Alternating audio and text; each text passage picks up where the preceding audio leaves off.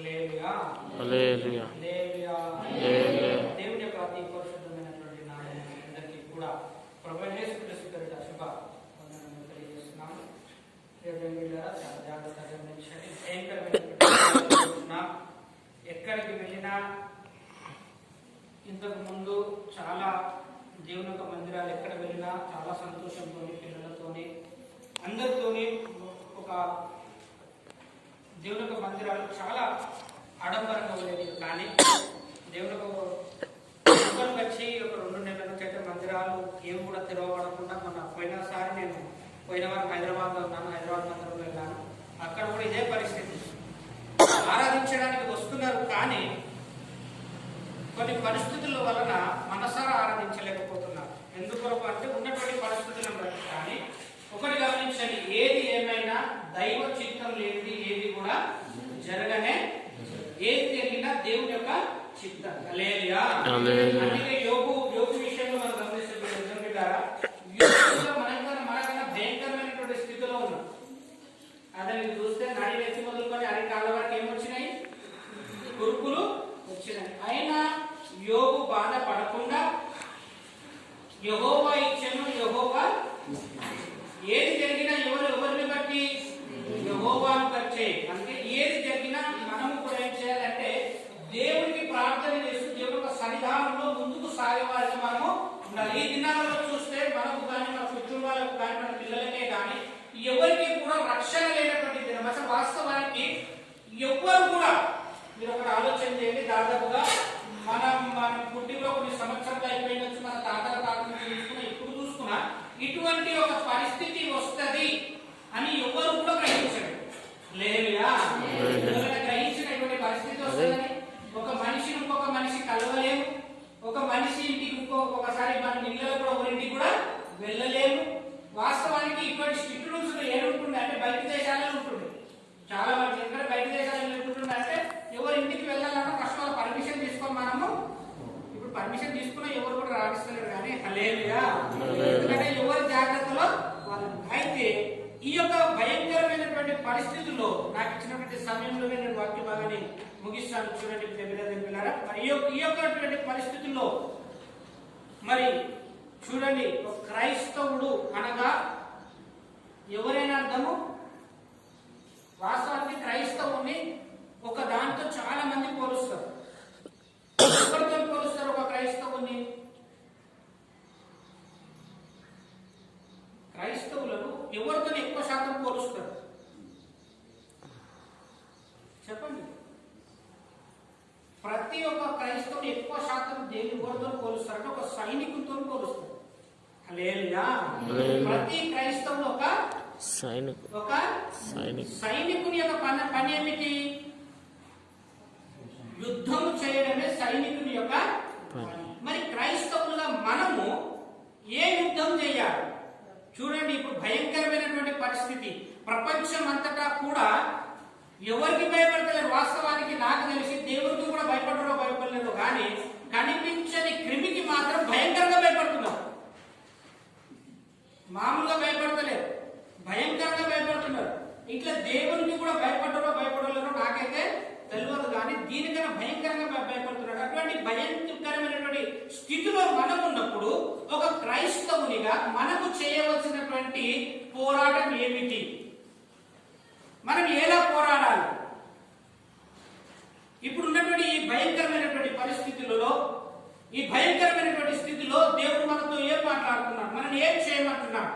ఇది మనం ఇంతవరకు చేసినామో చేయలేదో తెలియదు, కానీ చేసిన వారు అదృష్టవంతులు, చేసిన వారు దేవుని యొక్క దృష్టిలో ధన్యులు, చేయని వారు ముందు చేయడానికి ప్రయత్నము చేయాలి. ఏం చేయాలని చూపిస్తారు. చూడండి, పరిశుద్ధ గ్రంథంలో నుండి ఎజ్రా గ్రంథం, పరిశుద్ధ గ్రంథంలో నుండి ఎజ్రా 8వ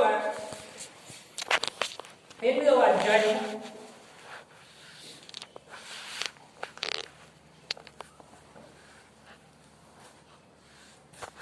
21వ వచనం. దయచేసి అందరినీ పేజ్ నంబర్ 398 పాత నిబంధన.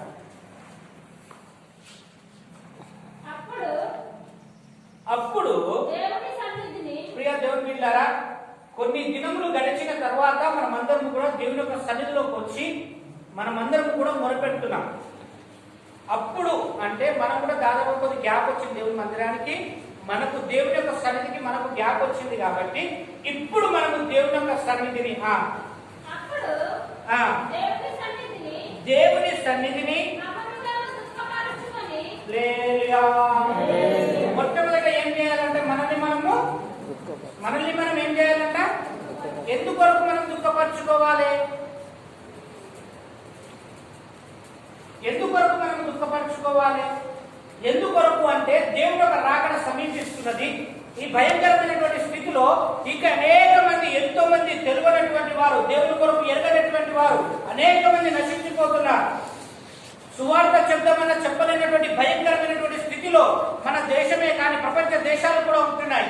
ఇటువంటి భయంకరమైనటువంటి స్థితిలో ఒక క్రైస్తవుడు అయినటువంటి నీవు, దేవుని రక్తం చేత కడగబడినటువంటి నీవు, ఒక సైనికుడు వలె ఉన్నటువంటి నీవు మొట్టమొదట నిన్ను నువ్వు ఏం చేసుకోవాలంటే దుఃఖపరచుకోవాలంటే దేవుని యొక్క సన్నిధిలో, ప్రభువా నీవు నాకు ఈ సంతోషాన్ని ఇచ్చావు, నా కుటుంబానికి సంతోషాన్ని ఇచ్చావు.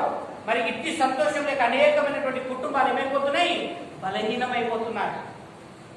ఎన్నో కుటుంబాలు నశించిపోతున్నాయి ప్రభువా అని దేవుని యొక్క సన్నిధిలో, దేవుడు ఈ అవకాశం కొరకే నిన్ను ఈ రోజునైనా సన్నిధిలో ఏర్పరచుకొని ఉన్నాడు. ప్రియ దేవుని బిడ్డలారా, ఈ రోజు నువ్వు కూర్చొని ఉన్నావంటే నువ్వు సంతోషపడడానికి కాదు, సంతోషంతో ఉండడానికి కాదు, నీవు దేవుని మందిరానికి వచ్చినామని సంతోషపడడం కాదు.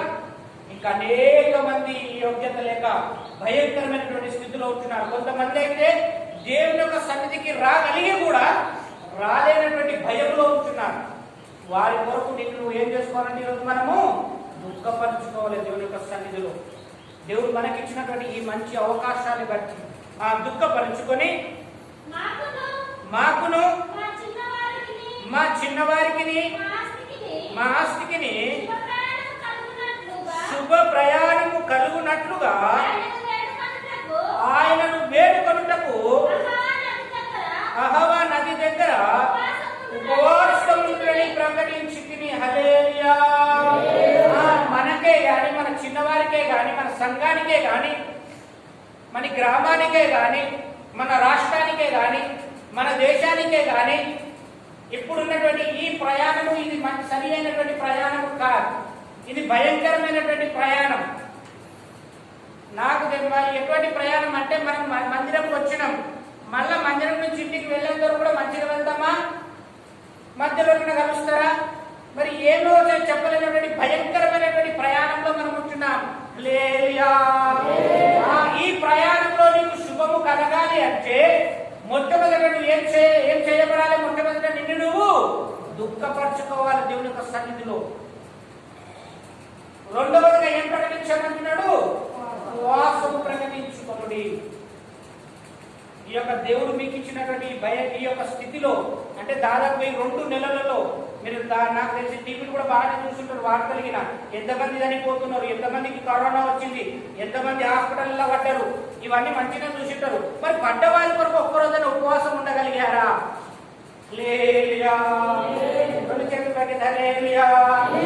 పడ్డ వారి కొరకు దుఃఖపడగలిగారా? ఒక క్రైస్తవునివి అనగా ఒక సైనికునివి, నీ పక్షమున నీకు కలిగిన దానిలో నీవు ఈ యొక్క భయంకరమైన స్థితి కొరకు యుద్ధము చేయగలిగావా? ఏదైనా నేనైతే మంచిగా 2 నెలలు ఇంట్లోకి బయట లేకుండా కాదు, ఇంకటి నీ ఉన్నది అన్ని మంచిగా, మనమైతే సంతోషంగా ఉన్నాం, హ్యాపీ. బయట ప్రపంచం ఏమైతే నాకే హల్లెలూయా హల్లెలూయా. నాకు తెలిసి మీరు అనుకోరు, ఎందుకంటే మీరు చాలా మంచిగా మీరు ప్రార్థన చేసే ఉంటారు.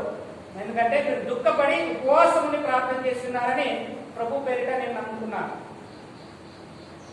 ప్రియదేవుని పిల్లరా, ఈ భయంకరమైనటువంటి స్థితిలో ఈ మార్గంలో నుండి మనం తప్పించుకోవాలి అంటే దేవుని యొక్క మాట ప్రకారం, దేవుడు మనకిచ్చినటువంటి మాట ప్రకారం, దేవుడు మనకిచ్చినటువంటి శక్తి ప్రకారం ఎప్పుడైతే మనం జీవించగలుగుతామో అప్పుడే ఈ భయంకరమైనటువంటి మార్గం. ఇప్పుడు చూస్తే 2020 సంవత్సరం భయంకరమైనటువంటి సంవత్సరమే. మనం నడిచే మార్గం కూడా భయంకరమైనటువంటి మార్గమే. ఈ మార్గం ఇంతవరకు ఎవరు కూడా చూడలేదు. ఈ మార్గంలో ఇట్లా వెళ్తామని మనం ఎప్పుడు కూడా అనుకోలేదు. ఎవరికి ఇంటికి వెళ్ళినా కష్టమే, ఎవరితో కలిసినా కష్టమే, ఎక్కడికైనా ఊరికి వెళ్దామన్నా కష్టమే. ఈ భయంకరమైనటువంటి మార్గంలో ఉంచినటువంటి నీవు ఆ మార్గం నీకు శుభప్రదంగా ఉండాలి అంటే నీవు నీ కొరకే కాక అందరి కొరకు దుఃఖపడుతూ దేవుని యొక్క సన్నిధిలో ఉపవాస ప్రార్థన చేసే యోధులుగా నువ్వు మార్చబడాలి. ఆ ప్రార్థన శక్తి ఏ రోజైతే నీలో ఉంటుందో, ఆ ప్రార్థన శక్తి ఎప్పుడైతే నువ్వు పొందుకోగలుగుతావో అప్పుడే దేవుని యొక్క మార్గాన్ని, దేవుడు నీకు ఏర్పరిచినటువంటి ఈ మార్గంలో నీవు ధైర్యంగా కొనసాగడానికి దేవుడు నీకు అత్యంత కృపను దేవుడు నీకు అనుగ్రహించును గాక. అట్టి మార్గం దేవుని బిడ్డలారా, మార్గంలో నీకు శుభము కలగాలి అంటే నువ్వు ఖచ్చితంగా దేవుని యొక్క సన్నిధిలో ఉపవాసం ఉండాలి. మీరు అనుకోవచ్చు, అరే ఈ భయంకరమైనటువంటి మార్గం, మరి నేను ఉపవాసం ఉండడం వలన, ప్రార్థన చేయడం వలన మరి ఇది సాధ్యమా? ప్రపంచమంతటా కూడా భయంకరమైనటువంటి స్థితిలో ఉంటున్నప్పుడు నేను నా ఒక్కరి ప్రార్థనతో ఇది అవుతుందా అని చాలా మంది అనుకోవచ్చు. అట్లా అనుకునే చాలా మంది కూడా ఏమవుతారంటే తమను తాము ఏం చేసుకుంటారంటే నిరుత్సాహపరచుకొని ప్రార్థన చేయలేదు. నేను చేస్తే అవుతుందా? పరిశుద్ధ గ్రంథం అంటున్నది, ఒక మాట అంటున్నది. చూడండి, మీకు ఒక మాట చూపిస్తాను. యాకోబు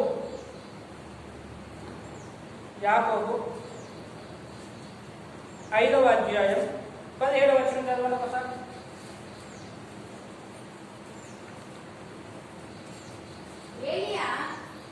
ఏలియా చాలా చక్కగా చెప్తున్నాడు అయ్యగారు మన కొరకు. హల్లెలూయా. అందరూ కూడా జాగ్రత్తగా బైబిల్ చదవండి. అందరూ కూడా పేజీ నెంబర్ చెప్పమ్మా. 213. ఖచ్చితంగా ఇది బైబిల్ ఒకసారి మీకు మీరు చూసుకోండి. ఎందుకంటే ఇవి మనం చాలా సార్లు చూసినాయి, కానీ ఒకసారి చాలా చక్కగా చూడండి. చదవండి. ఏలియా ఎవరి వంటి వాడంటమ్మా? ఇప్పుడు ఇక్కడ కూర్చున్న మనమందరం కూడా ఎవరము? నేను మనుష్యుడను అన్న వాళ్ళ చేతులు చెప్పండి పై. నేను మనుష్యుడను అంటే కాకి అర్థం మనకి. హల్లెలూయా. అంటే ఏలియా కూడా వాళ్ళు మన వంటి మనిషి స్వభావం గలవాడు. అంటే ఏలియా ఇంకేమి ప్రత్యేకతలు ఏమి కూడా ఏలియా మన వంటి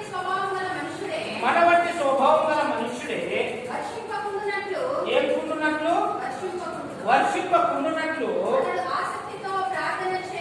ప్రార్థన చేయగా హల్లెలూయా. ఈ మాట ఎందుకు యాకోబు గారు అక్కడ రాసిందంటే, అరే నాయనా, ఏలియా ప్రార్థన విన్న దేవుడు నా ప్రార్థన వినడా? ఏ మనుషుడు కూడా దేవుని యొక్క దృష్టిలో అల్పుడు కాదు బిడ్డ.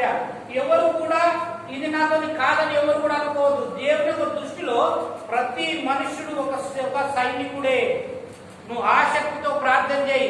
నీ ప్రార్థన ద్వారానే దేవుడు నీ గ్రామాన్ని మార్చును గాక. దేవుడు నీ ప్రార్థన ద్వారానే నీ రాష్ట్రాన్ని మార్చును గాక. దేవుడు నీ ప్రార్థన ద్వారానే నీ దేశాన్ని మార్చును గాక. దేవుడు నీ ప్రార్థన ద్వారానే ప్రపంచాన్ని మార్చును గాక. ఆసక్తితో ప్రార్థన చేయి. ప్రభువా, ఈ భయంకరమైనటువంటి మార్గంలో నుండి నన్ను, నా కుటుంబాన్ని, మా సంఘాన్ని, మా గ్రామాన్ని, మా దేశాన్ని మార్చు ప్రభువా. ఈ భయంకరమైనటువంటి స్థితిని మా యొద్ద నుండి తీసివేయి ప్రభువా. అనేక మంది నశించిపోతున్నారు నాయన. అనేక మంది కుటుంబాలలో రోదన ఉంటున్నది ప్రభువా. అనేకమైనటువంటి కుటుంబాలలో దుఃఖం ఉంటున్నది ప్రభువా. నా కుటుంబంలో సంతోషం ఉంటే సరిపోదు నాయన. నా తోటున్నటువంటి ప్రతి కుటుంబాలలో కూడా ఏముండాలి? సంతోషం ఉంటుందని. నువ్వు ఎప్పుడైతే దుఃఖపడతావో ఆ దుఃఖమే నీ సహోదరుడింటికి సంతోషంగా మారుగాక. అలా నువ్వు దుఃఖపడగలిగావా ప్రియ పిల్లారా? సైనికుడుగా నువ్వు పోరాడగలిగావా? ఈ యొక్క గడిచినటువంటి దినాలలో నువ్వు మందిరానికి రాలేకపోయినప్పటికీ నీ ఇంట్లోనే నువ్వు మందిరం ఏర్పాటు చేసుకొని దేవుని యొక్క సన్నిధిలో ఒక సైనికుడు వలె నువ్వు పోరాడగలిగావా? రేపు దేవుళ్ళు ఎక్కడ ఉంటాడు ఒక దిన. మరే నీకు ఇంత మంచి అవకాశాన్ని ఇచ్చాడు. నీ కుటుంబానికి నేను కాపుదల ఇచ్చాడు. నువ్వు వెళ్లే మార్గం అంతా నీ ముందుగా నేను ఎవరిని పంపానో నీకు తెలుసా? నువ్వు వెళ్తున్నావు, మంచిగా వెళ్తున్నావు, వస్తున్నావు.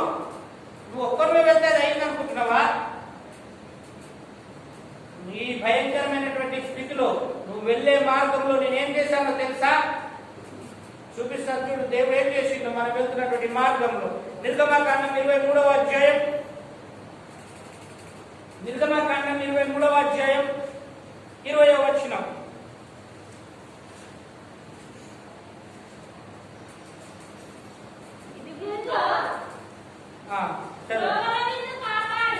చాలా జాగ్రత్త ప్రియమైన పిల్లలు అందరూ కూడా చాలా జాగ్రత్తగా గమనించండి. నిర్గమకాండం 23వ అధ్యాయం 20వ వచనం. ఇదిగో త్రోవలో నిన్ను కాపాడి నేను సిద్ధపరిచిన చోటుకు నిన్ను రప్పించుటకు ఎవరినమ్మా? ఒక దూతను దేవుడు ఏం చేస్తున్నాడట? నీకు ముందుగా నడిపిస్తున్నాడు. ఈరోజు ఎంతమంది అయితే దేవుని మందిరానికి వచ్చారో వారందరూ కూడా ధన్యులుగా తీర్చబద్దులు కాక. ఎందుకంటే మీకు ముందుగా దేవుడు ఎవరు పంపిస్తున్నాడు? దూత పంపిస్తున్నాడు. భయపడకు, నువ్వు నా మందిరానికి వచ్చావు, ఆ ధైర్యపడకు, నేను ఏది కూడా ఏమీ చేయలేదు. ఎందుకంటే నీ మార్గం అంతటిని కూడా నీకన్నా ముందుగానే సిద్ధపరచడానికి నేను ఎవరిని నియమించాను? నేను ఒక దూతను నీ కొరకు నియమించాను. ఈ దూత వలనే మనం బ్రతికి ఉన్నాం. దేవుని యొక్క కృప వలనే మనం ఈరోజు సంతోషంగా ఉండగలుగుతున్నాం. దేవుని యొక్క కృప వలనే ఈరోజు మనం మందిరానికి రాగలిగి ఉన్నాం. దేవుని యొక్క ఆశీర్వాదం వలనే మనం ఈ రోజు కూడా కూర్చోగలిగి ఉన్నాం. ప్రియమిత్రులా, మరి దేవుడు మన కొరకు ఇంతగానో కష్టపడితే, దేవుడు ఇంతగానో మన కొరకు ఆయన మార్గాన్ని సిద్ధపరుస్తే, మరి మన వంతుగా మనం ఏం చేస్తున్నాం? ఈరోజు దేవుడు మీ అందరితో ఇదే ప్రశ్న అడుగుతున్నా, నాతో సహా మనందరితో దేవుడు అడుగుతున్నా. నేను మీ కొరకు ఇంత ప్రయాసపడి మిమ్మల్ని, మీ కుటుంబాలను, మీకు కలిగిన యావత్తును కూడా ఒక మంచి స్థితిలో నేను ఉంచితే మీరు నా కొరకు ఏం చేసి ఉన్నారు? గడిచిన దినములందరిలో ఒకసారి మీరు ఆలోచన చేయండి. ఒక్కరైనా దేవుని యొక్క సన్నిధిలో మోకాలుండి, ప్రభువా మాకు ఇచ్చినటువంటి ఈ సంతోషము నాయన, ఈ సంతోషము లేక ఎన్నో కుటుంబాలు భయంకరమైనటువంటి స్థితిలో ఉంటున్నాయి. మన భారతదేశంలో కానీ బయట దేశాలలో చూసుకుంటే దాదాపు ఒక రోజుకు కొన్ని వేల మంది చనిపోతున్నారు.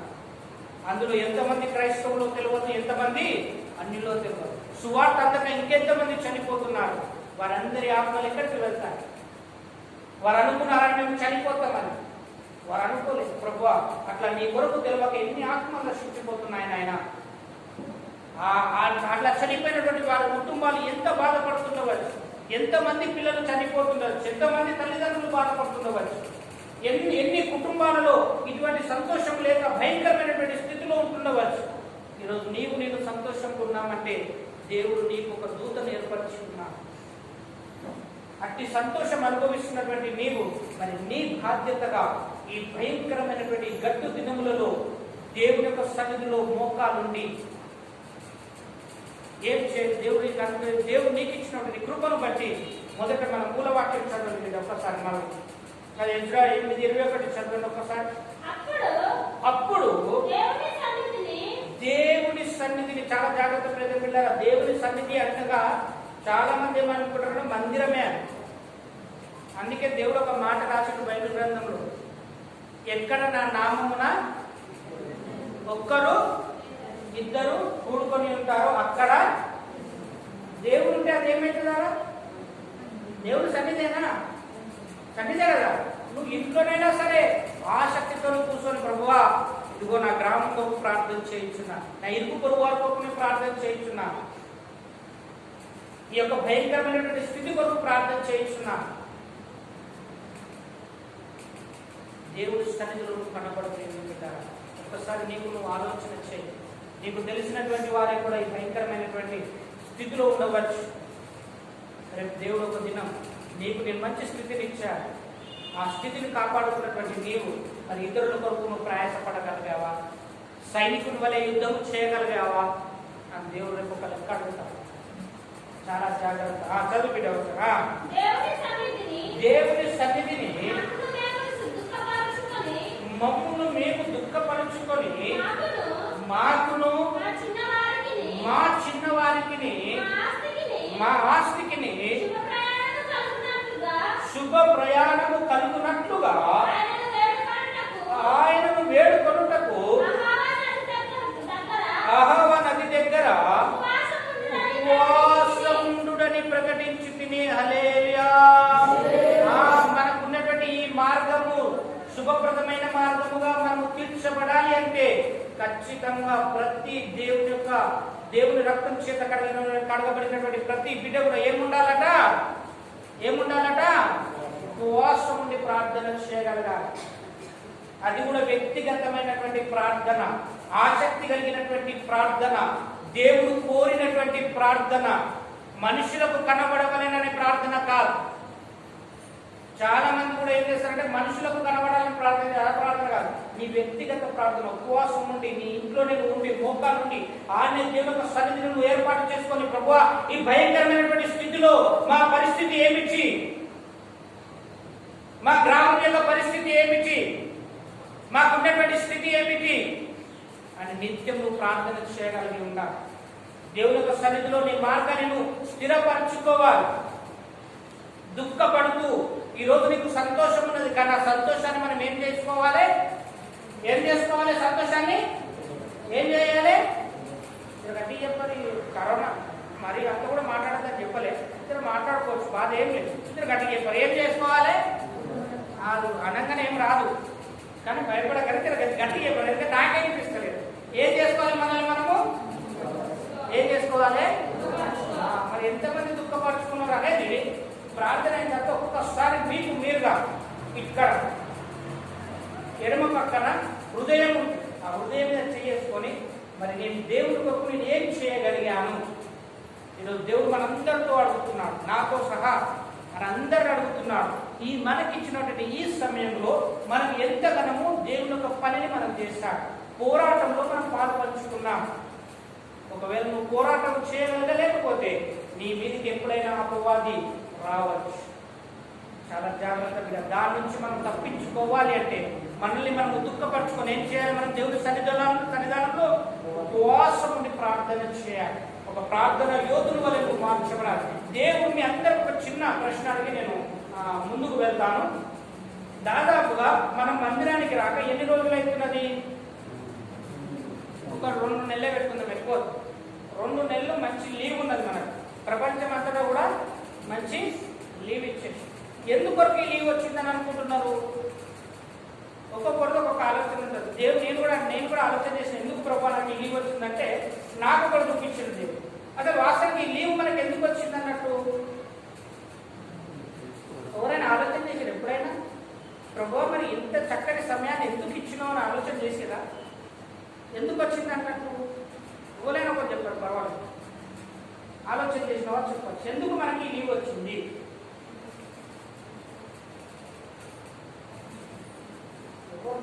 సమాధానం వస్తనే లేదు. చెప్పాలి ఎందుకొరకు దేవుడు మనకు లీవ్ ఇచ్చినాడో? దేవుడు మనల్ని ప్రేమించింది కాబట్టి. ఎందుకు ఇంత మంచి సమయాన్ని దేవుడు మనకి ఇచ్చాడంటే మీరు అనుకోవచ్చు ఇది భయంకరమైనటువంటి సమయం అని, కానీ నా దృష్టిలో అయితే ఇది చాలా మంచి సమయం. ఎందుకొరకు అంటే చూపిస్తారు చూడండి. లూకా స్వార్త 18:1 లూకా 18:1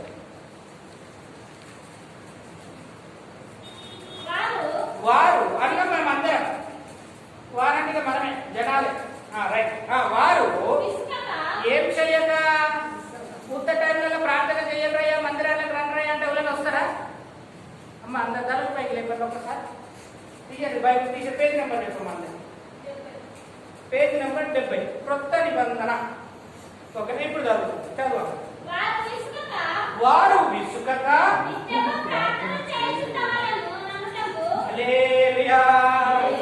దేవుని యొక్క ఆశ ఏమున్నదట? పుట్టి ప్రార్థన కాదు, ఏమున్నదట? దేవునికి నిత్యము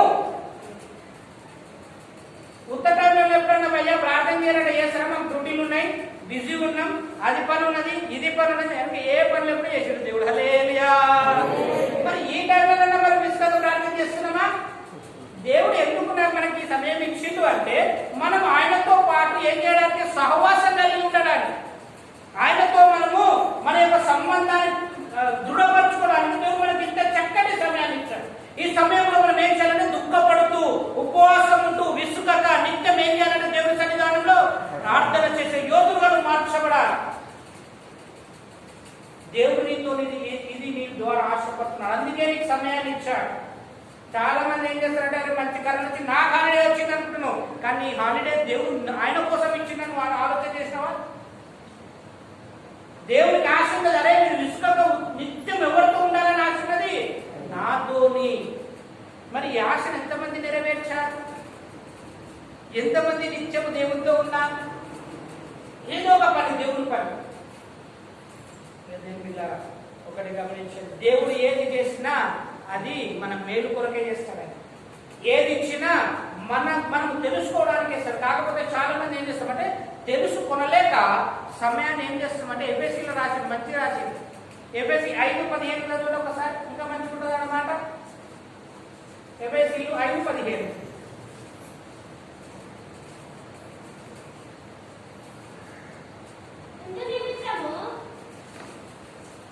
ఎఫెసీలు రైట్, అది 5:15 రైట్. ఏమి చెడ్డవి? దాదాపు ఒక 1000 సంవత్సరాల విధంగా రాసింది. ఇప్పుడేం చెప్పేది అన్న చెప్పి హల్లెలూయా. ఈ దినాలన్నీ కూడా ఏం తినాలి? మంచి తినాలా? వాస్తవానికి బైబిల్లో ఉన్నది ఏది కూడా, అందుకే దేవుడు అన్నాడు, నా గ్రంథంలో ఉన్న ఒక్క మాట కూడా ఒక పొల్లైన ఏం కావన్నాడు తప్పిపోలేవు. చాలా జాగ్రత్త. దినములు చెడ్డవి గనక ఏం చెయ్యక. మరి ఎంతమంది సమయాన్ని పోలించారా?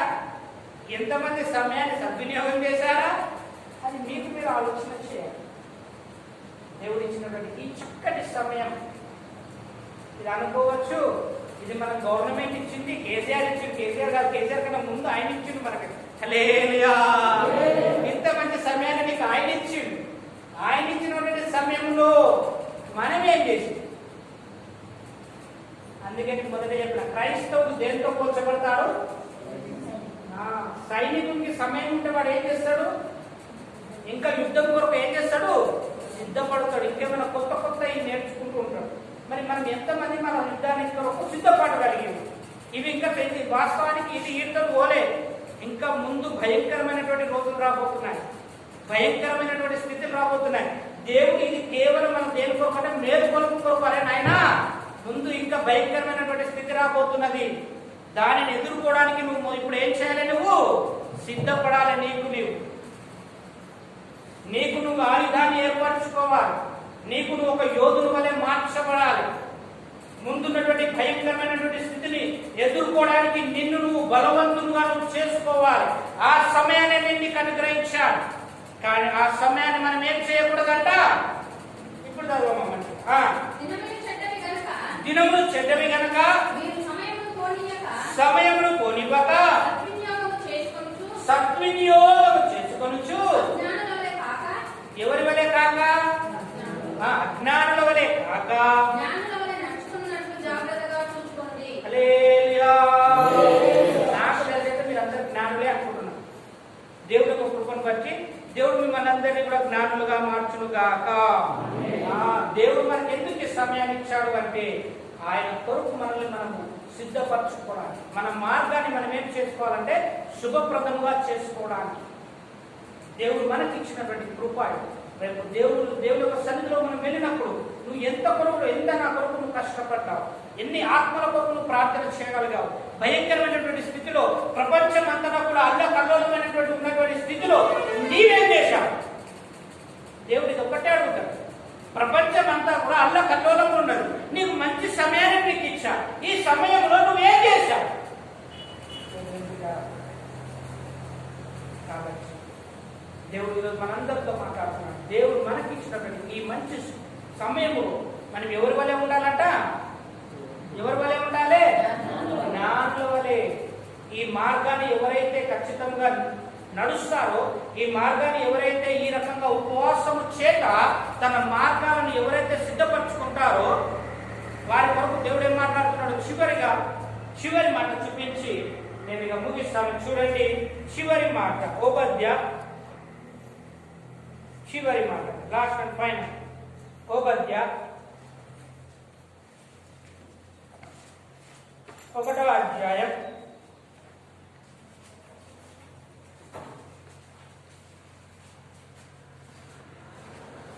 1వ అధ్యాయం 17వ వచనం.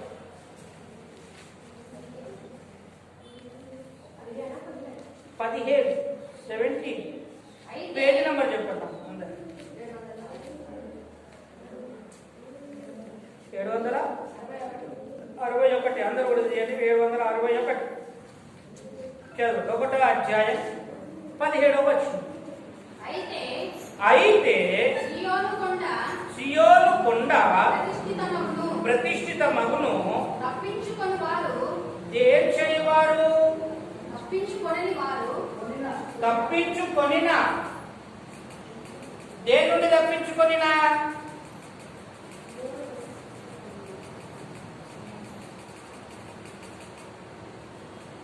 ఈ భయంకరమైనటువంటి స్థితిలో నుండి ఎవరైతే ప్రార్థన పూర్వకంగా ఉపవాసం నుండి దేవుని యొక్క సన్నిధానంలో దుఃఖంతో దేవుని యొక్క సన్నిధిలో ఉంటూ ఈ యొక్క భయంకరమైనటువంటి శ్రమలకుండా ఎవరైతే తప్పించుకొనగలుగుతారో దేవుడు వారి గొప్ప ఏర్పాటు చేసినటువంటి మార్గమే ఈ మాట.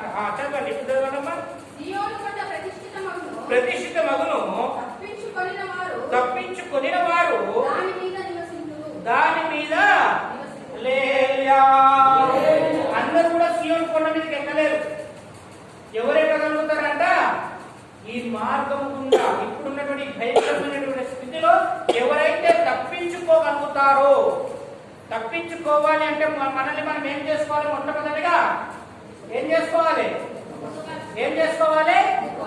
రెండవదిగా ఏం చేయాలి? మరి ఎంతమంది దుఃఖపడ్డారో, మరి ఎంతమంది ఉపవాసం ఉన్నారో ఒకసారి మీరు ఆలోచన చేయండి. దేవుడు మంచి సమయాన్ని మనకి ఇచ్చాడు. వాస్తవానికి నాకు చాలా ఒక్కోసారి ఆలోచన వచ్చింది. ప్రభువా, ప్రార్థన చేసినప్పుడు ఒక్కోసారి ఆలోచన వచ్చింది, అయ్యా మరి ఉత్త టైంలలో మందిరాలకు రమ్మంటే మాత్రం అందరు బిజీగా ఉంటుండే, మరి ఈ ఫ్రీ టైంలో ప్రార్థన చేయగలుగుతున్నారా?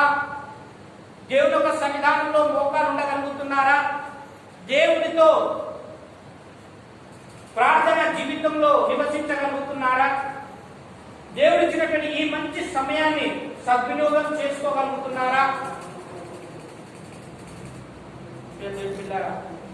అందుకే చాలా చక్కగా మనతో ఈరోజు దేవుడు మాట్లాడుతున్నారు. ఈ కడవరి దినములు, ఇంకా ముందున్నటువంటి భయంకరమైనటువంటి దినముల నుండి మనం తప్పించుకొని దేవుడు మనకు ఏర్పాటు చేసినటువంటి ఆ సియోను కొండను మనం తాకాలి అంటే ఈ యొక్క భయంకరమైనటువంటి మార్గంలో కూడా మనం తప్పించుకోగలగాలి. మనం ఎప్పుడైతే ఈ మార్గంలో తప్పింపబడతామంటే, చిన్నది ఉదాహరణ మీకు చెప్తాను. చిన్న ఉదాహరణ, విలియం కేరీ ఐరన్ మీకు ఎంతమంది తెలుసు? విలియం కేరీ ఐరన్ మంచి ప్రార్థన యోధుడు. ఆయన ఒకసారి ఏం చేశాడంట, హిమాలయ తెలుసు కదా, మొత్తం మంచు ఉంటుంది, అక్కడికి సువార్తకి వెళ్ళాడు. ఆయన స్నేహితుడు ఇద్దరు కలిసి వెళ్ళి అక్కడ ఏం చేశారంటే సువార్త చెప్పారంటే, ఒక గ్రామంలో సువార్త చెప్పి దాదాపు ఒక 6 కిలోమీటర్లు వాళ్ళు వెళ్ళవలసినటువంటి ప్రాంతం ఉన్నదంట. సాయంత్రం అయింది, మంచు బాగా పడుతున్నది. ఆ టైం చేసినట్టు మనకు త్వరగా ఇంటికి వెళ్ళాలని చెప్పి అయ్యగారు వాళ్ళ యొక్క స్నేహితుడు ఇద్దరు కలిసి వెళ్తున్నారట. మంచిగా చాలా జాగ్రత్తగా వినండి. లేదా ఇద్దరు కలిసి వెళ్తున్నారట.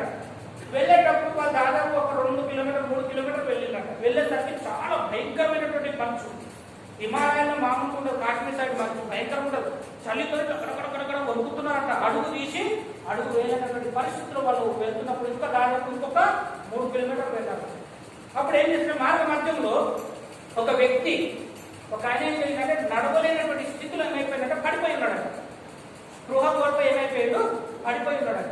పడిపోయినప్పుడు ఈ అయ్యగారు ఏం చేసిందంటే ఆయన చూసి తన స్నేహితులతో ఏమన్నాడంటే, అయ్యా మనం వెళ్తున్నాం, పాపం ఈయన ఎవరో పడిపోయి ఉన్నాడు, ఇతనికి సహాయం చేసేవారు కూడా ఎవరు లేరు, ఈ మంచులో నడుకుంటుంది, మనం చూసినామంటే ఈ మంచులో ఏమైపోతాడు, ఆయన గడ్డ కట్టుకొని చనిపోతాడు, ఇతనికి మనం ఏం చేద్దాం, సహాయం చేద్దామని ఫ్రెండ్తో అన్నాడు, ఆయన ఉన్నటువంటి స్నేహితులతో. అయినప్పుడు ఆయన ఏం చేసిందంట తెలుసా, అయ్యా ఈ భయంకరమైనటువంటి మంచులో కొనుక్కుంటే మనం నడవడమే కష్టం, మనం ఆయన నడవకపోతాం. హల్లెలూయా. మీకు మంచిగా అర్థమవుతున్నదా? మనము నడవడమే, మనం బ్రతకడమే కష్టం. మన ఇతరుల కొరకు ఏం ప్రార్థన చేయగలుగుతాం ఈ స్థితిలో అన్నప్పుడు అయ్యగారు ఏం చేసినట్ట, అయ్యా ఆయన చనిపోయే స్థితిలో ఉన్నాడు, అయ్యా కనీసం మన ప్రయత్నం అనేది చేస్తాం, ఏలే నీకు ఇష్టం ఉంటే నువ్వు మోసుకొచ్చుకో, లేకపోతే నేనైతే బతకాలనుకున్నా నేను వెళ్ళిపోతా అని చెప్పి ఏం చేసినట్ట, ఆయన వదిలేసి నేను వెళ్ళిపోయినప్పుడు ఆయన అయ్యగారు ఉండి ఏం చేయాలి, ఏం చేయాలి? ప్రార్థన చేస్తున్నాడు. అప్పుడు దేవుడు ఏమన్నారంటే నిన్ను వాళ్ళని పొరుగు వాళ్ళని ప్రేమించాలని మాట చూపించింది. ఆ మాటకు లోపల ఆయన ఏం చేసినట్టే ఆయనను తీసుకొని భుజాన్ని వేసుకొని నడుచుకుంటూ ఆవేస్తున్నాడు. నడుచుకుంటా దాదాపు 2 కిలోమీటర్ల దగ్గరకు వెళ్ళేసరికి ఎవరైతే ఆయన నిన్ను ఎత్తుకోను, నాకు అవసరం లేదు అని చెప్పి విలేకరాయి గారిని వదిలి వెళ్ళిపోయినటువంటి స్నేహితుడు ఆ ముందుకు వెళ్ళేసరికి ఆ మంచుకు తట్టుకోలేక చలికి గడ్డగట్టుకొని ఆనబడిపోయింది. లేదుయా, చలికి ఏమైపోయిందంటే గడ్డ కట్టుకొని ఆనే ఈ 2 కిలోమీటర్లు ఐదారు నన్ను ఎత్తుకొని వెళ్ళేసరికి ఈ ఎవరైతే స్లో కోల్పోయాడో ఆ మనిషి లేచి మంచుకున్నాడట. విజయం కేరాయ్ గారు కూడా మంచుకున్నాడు. దీనిలో ఉన్నటువంటి మర్మం ఏమిటిది? ఇది చాలా మంది తెలియదు. ఇలా దేవుని ఒక మాటకైనా లోబడ్డాడు కాబట్టి ఆయన వెతుకొని నడిచేటప్పుడు ఏమైందంటే, ఎప్పుడైనా మీరు గమనించండి, ఎంత చలిలైనా ఒక మనిషికి ఇంకొక మనిషి ఇట్లా అంటే టచ్ అయితే ఏమైందంటే బాడీలో వేడి పుడుతుంది. హల్లెలూయా. బాడీలో ఏమైతుంది? వేడి పుట్టి అదేం చేస్తుంది అంటే చలిని ఈ మనిషిని తెచ్చుకొని నడిచేటప్పుడు ఏమైపోయిందంటే ఈయనకు వేడి వచ్చేసింది. సహాయం చేయాలనుకున్న వాళ్ళు ఇద్దరు కూడా ఆపదలో ఉన్నవాడు బ్రతికాడు, సహాయం చేద్దామన్నవాడు ఇద్దరు కూడా ఏమైండు? కానీ నాకెందుకు నేను పక్కకుండా పోయినాడు. మనం ఏ స్థితిలో ఉందాం? ఇతరుల కొరకు దుఃఖపడి ఉపవాసం ఉండి వారి కొరకు ప్రార్థన చేస్తూ మార్గాన్ని సిద్ధపరిచి సియోను కొండకెక్కే వారిగా ఉందామా? ఎవరు ఏమైపోతుంది మనకేది? మనం మంచిగున్నాం, సంతోషంగా ఈ యొక్క స్థితిలో మనల్ని మనం మంచిగా అన్నిటితో మంచి హ్యాండ్ వేస్తారు, అన్నిటితో సంతోషంగా ఉండి మనకి మనం భద్రతలో ఉందాం. మనది మంచిగా మనం భద్రత ఉంటూ ఇతరుల కొరకు కూడా మనం ఏం చేయగలగాలి? ఏం చేయాలి? ఇద్దరు గట్టి చెప్పారు కదా, ముగిస్తా లేదంటే ఇంకా నడుస్తున్నాం. ఏం చేయాలి? ఇద్దరు గట్టి చెప్పారు. మా దేవుడు అందరికీ నోరులు ఇచ్చిందా? ఇద్దరు గట్టి చెప్పారు. ఫస్ట్ ఏం చేయాలి? రెండవది ఏం చేయాలి? అట్టి కృప దేవుడు మనందరికీ అనుగ్రహించును గాక. ప్రార్థన.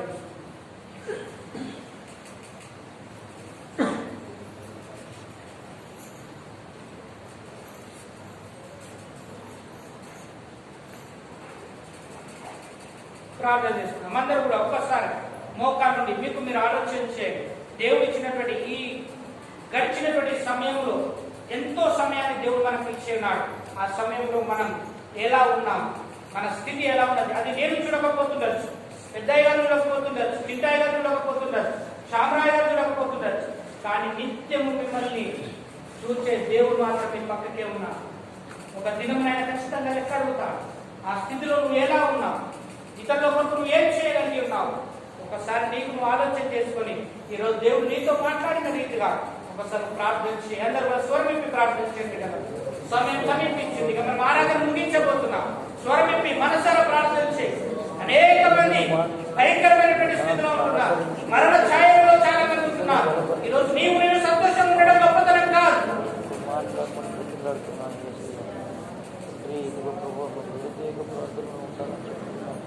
ఉపవాసంతో ప్రార్థనలో ఉండాలని చెప్తున్నానండి. ఉదయాన్ని మార్చు, ఉపవాసాలు ప్రార్థన చేసే భాగ్యం నాకు దయచేయి. ఇవన్నీ చెయ్యని చేసిన ప్రభువా, నీవు నన్ను చెయ్యి విడవలేదు ప్రభువా. ప్రభువ తప్పిన ప్రభువా, నన్ను ప్రభువ తప్పని ప్రభువా. అవును ప్రభువా, నువ్వు నడిపించే దేవుడు, నువ్వు మాట్లాడే దేవుడు నా తండ్రి. అవును తండ్రి, నీ దేవుని కనపరిచే రూపాయలు